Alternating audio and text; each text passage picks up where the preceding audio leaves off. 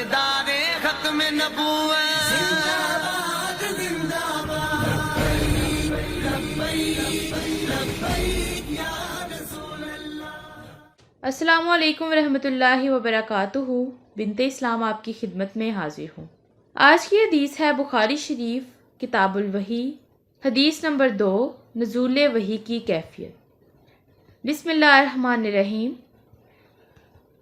ہم کو عبداللہ بن یوسف نے حدیث بیان کی، ان کو مالک نے ہشام بن عروہ کی روایت سے خبر دی، انہوں نے اپنے والد سے نقل کی، انہوں نے ام المومنین عائشہ صدیقہ رضی اللہ عنہا سے نقل کی کہ آپ صلی اللہ علیہ وآلہ وسلم نے فرمایا، ایک شخص بن ہشام نامی نے نبی کریم صلی اللہ علیہ وآلہ وسلم سے سوال کیا تھا کہ یا رسول اللہ، آپ پر وحی کیسے نازل ہوتی ہے؟ آپ صلی اللہ علیہ وآلہ وسلم نے فرمایا کہ وحی نازل ہوتے وقت مجھ کو گھنٹی کی سی آواز محسوس ہوتی ہے اور وحی کی کیفیت مجھ پر بہت شاق گزرتی ہے۔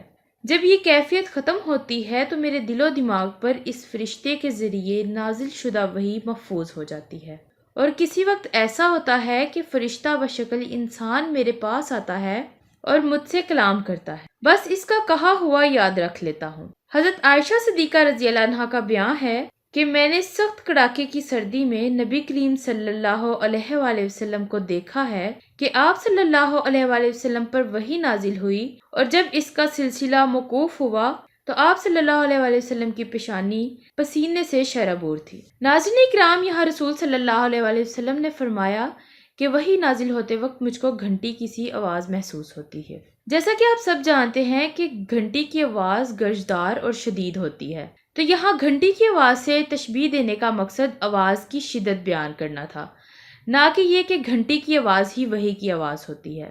ناظرین اکرام، اس حدیث شریف کی عربک بھی آپ سکرین پر دیکھ سکتے ہیں، اور اس کی انگلش ٹرانسلیشن بھی نیچے ویڈیو سب ٹائٹل میں موجود ہے۔